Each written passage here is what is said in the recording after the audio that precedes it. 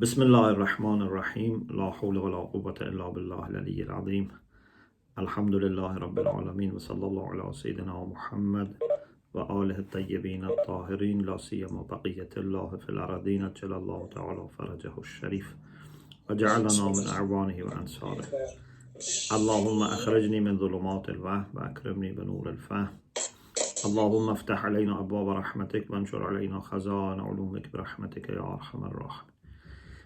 We start Hadith 26 of 40 Hadith, and this Hadith is a Hadith that you might be familiar, especially those of you that were from the beginning, when we started webinars with 40 Hadith, with Munyatul Murid. And those who joined later, actually, I was meaning to tell them that it would be nice if you can go back whenever you get chance to listen to those or watch those webinars on Munyatul Murid. Alhamdulillah, I think there were 40 sessions, and it gives you, inshallah, more energy and more determination to pursue your journey for learning. So Hadith 26 is again from Al-Kafi. بالسند المتصل إلى ثقة الإسلام محمد بن يعقوب الكليني. It is from Al-Kafi, and Imam Khomeini, through his chain of narration, which is connected all the way up to Sheikh Kulayni, narrates from Muhammad ibn al-Hasan wa Ali ibn Muhammad and Sahl ibn Ziyad wa Muhammad ibn Yahya and Ahmad ibn Muhammad jami'an and Ja'far ibn Muhammad al-Ash'ari and Abdullah ibn Maymun al-Qaddah wa Ali ibn Ibrahim and Abih and Hammad ibn Isa al-Qaddah and Abi Abdullah alayhi salam. قال رسول الله صلى الله عليه وآله. Imam Sadiq alayhi salam says that Rasulullah said, من سلك طريقا يطلب فيه علما سلك الله به طريقا إلى الجنة. Whoever pursues a path or embarks on a journey seeking in that path knowledge. يطلب فيها, يطلب means seeking, فيها means in, علما means knowledge. So if you go after knowledge, either by, for example, traveling or in your own city, or going to a library, going to a lecture, or starting seriously reading, doing mubahasa, joining online program. So something that you do it for the sake of learning proper knowledge. Salakallahu bihi tariqan ilal jannah. Then Allah also would make this person journeying on a path towards heaven. So in dunya, people think you are going to learn, but the malakuti side of this is that you are moving towards heaven. So places of learning are heaven on the earth. Ulama and muta'allimin, scholars and true seekers of knowledge, true ulama and true seekers of knowledge are also people of Jannah. And books are also gardens of Jannah. Al-Kutubu Basatin al-Ulama. So everything is heavenly when it is used at the service of learning and teaching and practicing and sharing true knowledge. And it is so important that even angels show maximum humility for such seekers of knowledge. وَإِنَّ الْمَلَائِكَةَ لَتَضَعُ أَجْنِحَتَهَا لِطَالِبِ الْعِلْمِ رِضًا بِهِ. The angels open their wings for the seeker of knowledge because they are pleased with this. Of course, they don't have physical wings. They are not like a bird which has wings and feathers, but because they are able to move fast and they are not limited by space, by distance, by geography. So we say they have like wing. And when they spread their wing for the seeker of knowledge, this shows maximum humility or great amount of humility. وإنه يستغفر لطالب العلم من في السماء ومن في الأرض حتى الحوت في البحر. Everyone in the sky and in the earth or on the earth, even fish in the ocean or sea, they ask forgiveness for the seeker of knowledge. As sometimes I say, this world is made as a school, and if you use this school for the same purpose that this is made for, everyone shows appreciation, and the laws of creation will support you. But if you don't use this world as a school, or na'udhu billah, if you use it for conflicting purposes, for doing mischief, for example, then everything in this creation and laws of the creation and the angels and good people all will be against you. So this is not a kind of metaphoric or poetic language. It's a reality, although because of the limits of our experiences and knowledge and language, we have to say it in this way, that they open their wings, or for example fish ask for forgiveness. But how they ask? Do they ask in a material way, or they ask for forgiveness in the same way that they do tasbih of Allah, they do hamd of Allah subhanahu wa ta'ala? And this is not something physical, because Allah says لا تفقهون تسبيحهم إن من شيء لا يسبح بحمده ولكن لا تفقهون تسبيحهم. This is something from another perspective and dimension. In some aqaid lectures we have explained. So everyone is seeking forgiveness in the sky, في السماء, في الأرض, on the earth, حتى الحوت في البحر, even the fish in the sea. وفضل العالم على العابد. If you compare alim with abid, abid is worshipper. Great. Is there anything better than ibadah of Allah subhanahu wa ta'ala? Ibadah is great. But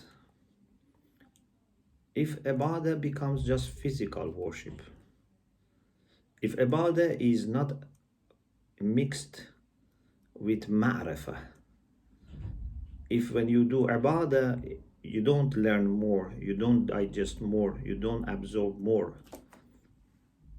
Otherwise, if ilm and ibadah mixed together, there is no way to limit the value of it.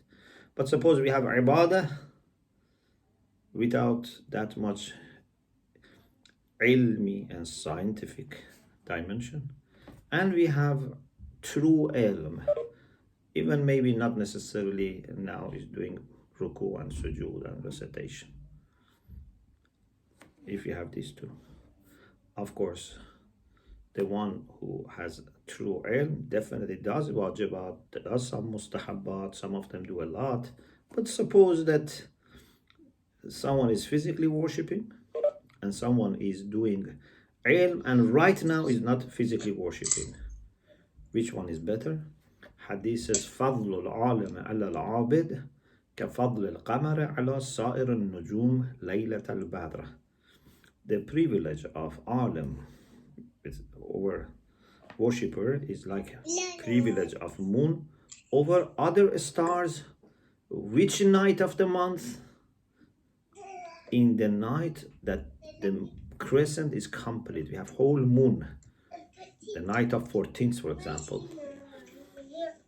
When moon is at its maximum shining, then the difference between moon and other stars is too much, a lot. Even a small crescent, it is more than many stars, but when it is night of 14th, it's not comparable to other stars. وَإِنَّ الْعُلَمَاءَ وَرَثَةُ الْأَنْبِيَاءِ. Ulama are heirs of the prophets. They inherit from the prophets. So if you want to see, is there anything left from the prophets? Or if there is anyone who is guardian of the legacy of the prophets, someone that you can refer to know more about what the prophets have left behind, you should go to ulama. They are warathatul anbiya. So whatever anbiya left is now available with ulama. But innal anbiya lam yurathu or yuwarrathu dinaran wala dirhama. When we say they have inherited, not they have inherited golden or silver coin. Anbiya, maybe as a person, they left something for their family or whatever purpose they allocated. But that's not inheritance or legacy of the prophets. When we say legacy of the prophets, it's not a little money or land or house. Legacy of the prophets is something else. ولكن ورثوا العلم, or warathu means al-ulama warathu. If we say warathu, means prophets left as inheritance ilm. If we say warathu, means ulama warathu. فَمَنْ أَخَذَ مِنْهُ أَخَذَ بِحَظٍ وَافِرٍ. Whoever takes ilm and benefits from the knowledge left from the legacy of the prophets has taken a lot, has benefited a lot. So this is the hadith. And Imam Khomeini then in some chapters goes into some discussion about this hadith.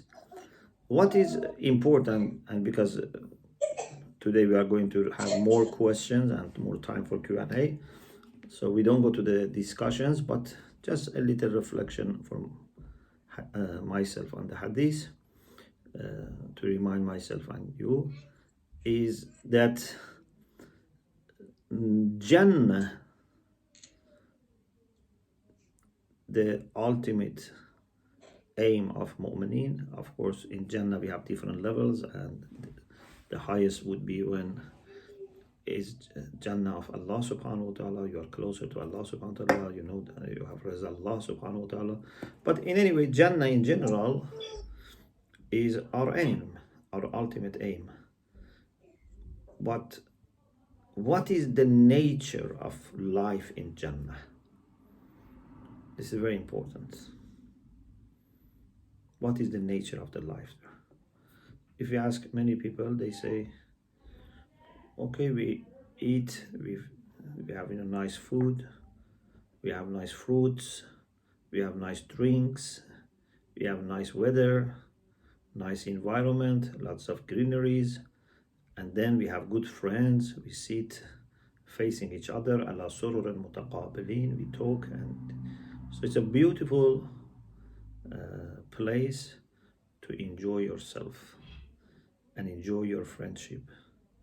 Enjoy blessings of Allah subhanahu wa ta'ala without being troubled, without being stressful, without being worrying. Even you are not worried about this is going to finish, or the people that you love may disappear, or you may be, dying and leaving them.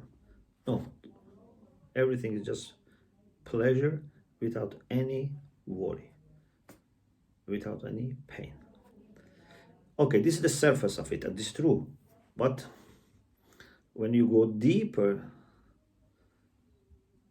you realize that everything in heaven, the oxygen, if you like it, of heaven, the oxygen that makes the air, the oxygen that makes the water, and everything there is love. And that love is coming with ma'rifah, with mahabbah. and ma'rifah. So ma'rifah and mahabbah are the essence of anything you experience in heaven. Therefore, it's impossible that someone whose ma'rifah is very low would be put in a high levels of heaven. Or someone whose ma'rifah is high but not mahabbah. This was not working then. True ma'rifah leads to mahabbah, and true mahabbah is preceded by ma'rifah and brings more ma'rifah. So, if we want to be in heaven, and if we want more than that to rise in heaven, we should invest on ma'rifah and mahabbah. And then, if you do so, even in dunya, life becomes little by little very enjoyable for you. Dunya becomes like temporary heaven. So much so that even people can enjoy being around you, because some breath of rahmah from heaven, which is coming to you, will also reach them. People enjoy your company, people enjoy looking at you, people enjoy listening to you, even sometimes people enjoy thinking about you. So we have to invest on ma'rifah and mahabbah. And one of the amazing things in Islam is that mahabbah of Allah and mahabbah of people cannot be separated. Mahabbah of Allah and mahabbah of mu'mineen, and then all people of God and all creatures of God. But above other creatures, mu'mineen, and above mu'mineen, awliyaullah, and above awliyaullah, prophets and messengers and imams. So we have to invest on this ma'rifah and mahabbah. Start with knowing Allah more and loving Allah subhanahu wa ta'ala and loving for the sake of Allah subhanahu wa ta'ala. And then you would be always constantly under the light of Allah, under the shadow of Allah subhanahu wa ta'ala, in an atmosphere of heaven, surrounded and supported and even served by angels, and being, inshallah, a member of a large group of ulama from all traditions, all branches of Tawheed, from the time of Adam up to Khatam, and from Khatam up to end of the world. May Allah inshallah give us this tawfiq to be a talabah, to be a seeker of knowledge, and to be a person who loves Allah and loves anything that has His signature. Alhamdulillah Rabbil Alameen.